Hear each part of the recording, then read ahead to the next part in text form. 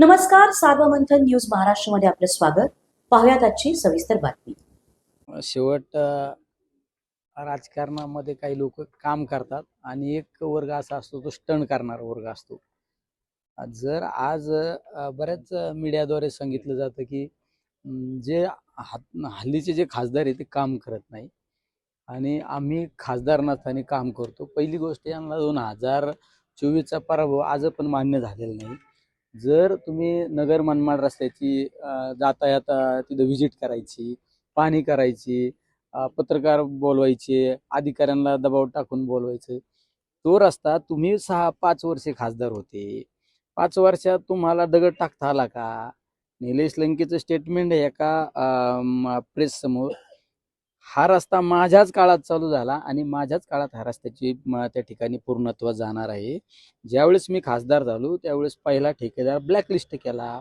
तो ठेकेदार कोणाच्या त्रासामुळे काम करत नव्हता हे आधी त्यांनी अभ्यास केला पाहिजे. नंतर आम्ही नवीन त्याला ठेकेदार गडकरी साहेबांना सांगून नवीन ठेकेदार पाचारण केला. त्या ठिकाणी टेक्निकल अडचणी आल्यामुळे परत तिसरं कॉन्ट्रॅक्ट ओपन केलं आणि तिसरा ठेकेदार सुरू झाला. या ठेकेदाराला सुद्धा काम करत असताना कोण अडचणीत आणतं हे समाजाला माहिती आहे सगळ्या गोष्टी. त्यामुळं तुम्हाला 6 वर्ष 5 वर्षाचा कालखंड तुम्हाला खासदार म्हणून मिळाला. तुम्हाला त्या रस्त्याचं काम करता नाही आलं. रस्ता खांदून ठेवला, मृत्यूचा सापळा बनवला, हजारो लोक मृत्युमुखी पडले. निलेश लंके तरी खासदार म्हणून निवडून आल्यानंतर त्या कामाला सुरुवात झाली आणि त्या कामाला आज चांगल्या पद्धतीची स्पीड सुद्धा त्या ठिकाणी मिळालेलं आहे. त्यामुळं उठसूट कोणीतरी बालिश गप्पा करण्यात काही अर्थ नाही, हे सगळ्या समाजाला माहिती. ते महानगरपालिका निकालानंतर ते अचानक सक्रिय झाले, काय कारण समजेल नाही ते कधी कधी राजकारणामध्ये लोक अचानक सक्रिय होतात, कधी कधी आपाप डाऊन होतात. शेवट आम्ही आमच्या कामाचा त्या ठिकाणी नेहमी एक अजेंडा सेट केलेला आहे. आम्ही त्या पद्धतीने कामाला महत्त्व देणारे माणसं आहे. आम्ही फक्त राजकीय व्यासपीठावर गेल्यानंतर स्टेटमेंट करणं, भाषणबाजी करणं आणि आपल्या समोर बसलेल्या चाहत्यांना टाळ्या वाजवण्यासाठी बोलणं हे आम्ही काही करत नाही. आम्ही फक्त काम करतो. महानगरपालिकेत तुम्ही कामं न केल्यामुळे महानगरपालिकेत तुमचा मोठा पराभव झाला. शेवट महानगरपालिकेच्या निवडणुकाच्या बाबत तुम्ही सविस्तरपणे गेल्यानंतर ह्या गोष्टी तुमच्या समोर येतील काही दिवसात. नेमका निवडणूक कशा पद्धतीने टॅकल झाली, काय झाली, या सगळ्या गोष्टी येतील. शेवट महानगरपालिका आणि ह्या सगळ्या गोष्टीचा विचार केला तर त्या महानगरपालिकेला संदर्भ देणं पण चुकीचं आहे. सुजय विखे पाटील काल आरोप केलेला आहे, त्यांचं तुमचं नाव नाही घेतलं, पण त्यांचं असं म्हणणं होतं की जो गुजर अंमली पदार्थामध्ये त्याला सुरूप्रसंगी अटक केलेली आहे. तो पूर्वी पारनेरला होता, तो तुमच्या कॉन्टॅक्टमध्ये होता. नंतर ते ड्रग्स त्यांनी काढलं, त्यानंतर ड्रग्स ते कोणाच्या घरामध्ये ठेवलं होतं आणि त्यामध्ये नेत्याचा सहभाग आहे असं त्यांचं म्हणणं होतं. आणि दुसरं असं की ज्या ठिकाणी हे घडलं आणि त्याला LCB आणण्यामध्ये तुम्ही आंदोलन केलं होतं असं त्याचा आरोप आहे.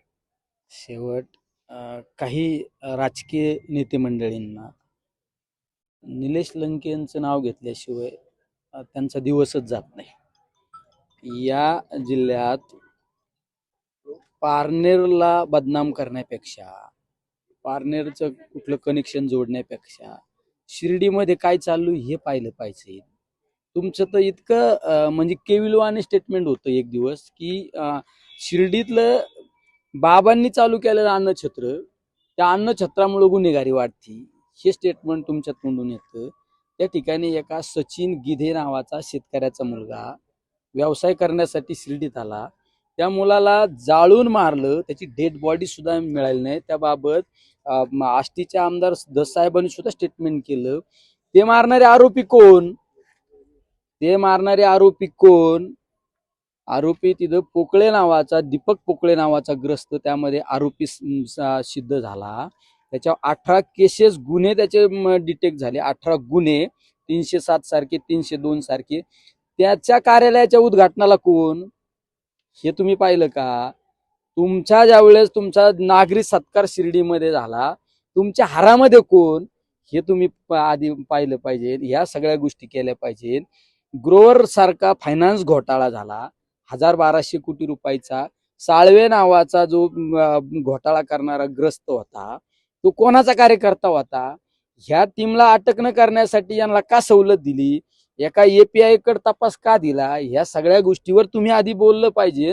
तर तुम्ही पारनेरकरांना निलेश लंकेंवर बोलण्यापेक्षा तुम्ही गुन्हेगारी शिर्डीची गुन्हेगारी थांबवा, ही सगळी महत्वाची ही थांबवली पाहिजे.